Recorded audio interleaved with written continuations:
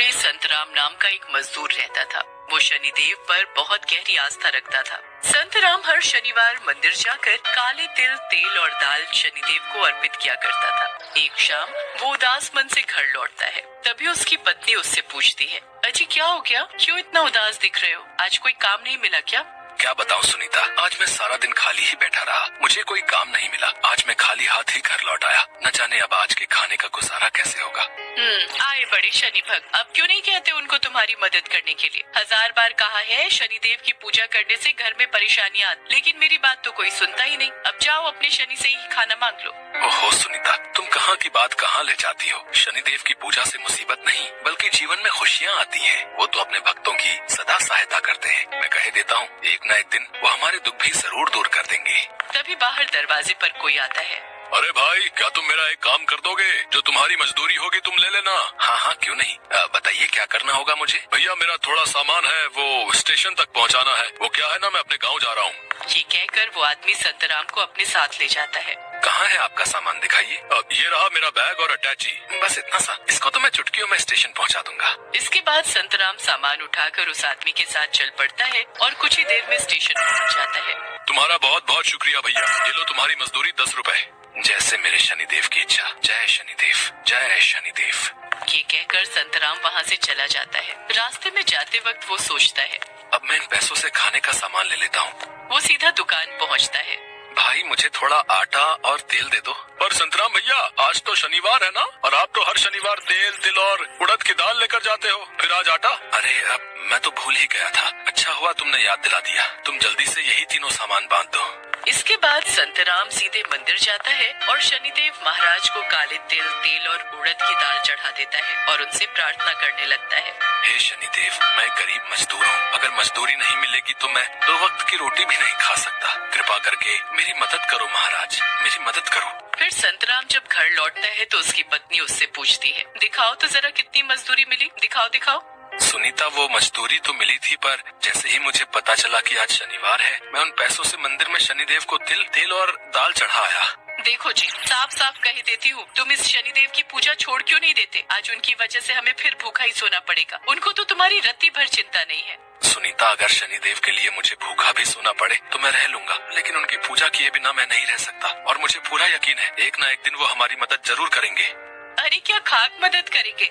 2 वक्त की रोटी तो वो अपने भक्त को दे नहीं सकते, और सारी दुनिया ये बात जानती है कि शनि एक ऐसा देवता है कि इसकी टेढ़ी दृष्टि जिस पर पड़ जाए वो दर बदर की ठोकरें खाने को मजबूर हो जाता है, और इसकी 7.5 और ढैया जिस पर चलने लगे वो तो बर्बाद ही हो जाता है। अब भी कह देती हूँ, तुम उनकी पूजा छोड़ दो। सुनीता, तुम मेरे प्रभु का अपमान मत करो, वो तो बड़े ही दयालु और परोपकारी हैं। तुम्हें नहीं पता, राजा विक्रमादित्य ने उनका अपमान किया था तो उनका रूप कुरूप कर दिया था, और तेली के घर कोल्हू चलाना पड़ गया था उन्हें। फिर जब राजा विक्रमादित्य ने उनसे माफी मांगी तब मेरे शनिदेव ने उनको वैसा ही रंग रूप और उनका राजपाट उनको लौटा दिया था। तो अब तुम मुझसे क्या चाहते हो? क्या मैं भी उनसे माफी मांगू? हाँ, जल्दी से उनसे माफी मांग लो, नहीं तो पछताओगे। लेकिन सुनीता ने माफी मांगने से इनकार कर दिया। फिर अगले दिन जब सुनीता उठी तो उसके सारे शरीर पर मोटे मोटे लाल दाने हो चुके थे। उसका चेहरा भी बुरी तरह दानों से भर गया था, साथ ही उसकी आवाज भी बंद हो गई थी। आ आ आ आ आ आ ये तुम्हें क्या हुआ सुनीता? तुम्हारे सारे शरीर पर ये निशान कैसे? और तुम कुछ बोल क्यों नहीं पा रही? लेकिन सुनीता कुछ भी बोल नहीं पा रही थी और वो बस लगातार रोई जा रही थी। फिर संतराम जल्दी से उसको शनिदेव के मंदिर ले जाता है और उसके सामने तेल का दीपक जलाकर हाथ जोड़ते हुए कहता है, हे प्रभु, हे शनि महाराज, मेरी पत्नी ने आपके बारे में जो भी बातें की हैं, उसे इसकी नादानी समझकर माफ कर दो। इसे आपकी शक्ति का बिल्कुल भी अंदाजा नहीं था। इसे क्षमा करें प्रभु, इसे क्षमा करें।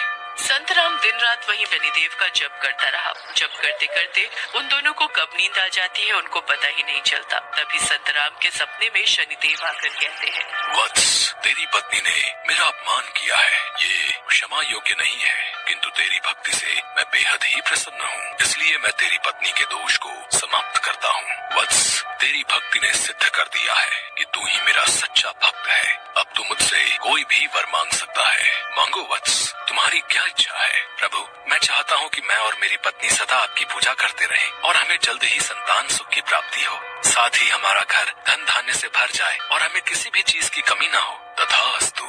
इतना कहते ही वो अदृश्य हो जाते हैं और संतराम नींद से जाग जाता है। फिर वो सुनीता को उठाते हुए कहता है, सुनीता, देखो तुम बिल्कुल ठीक हो गई।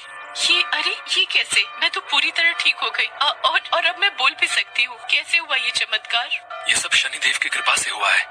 मुझे माफ कर दीजिए प्रभु, मुझसे गलती हो गई। मैंने अपनी अज्ञानता के चलते आपका बहुत अपमान किया। मुझे क्षमा करे प्रभु, मुझे क्षमा करे।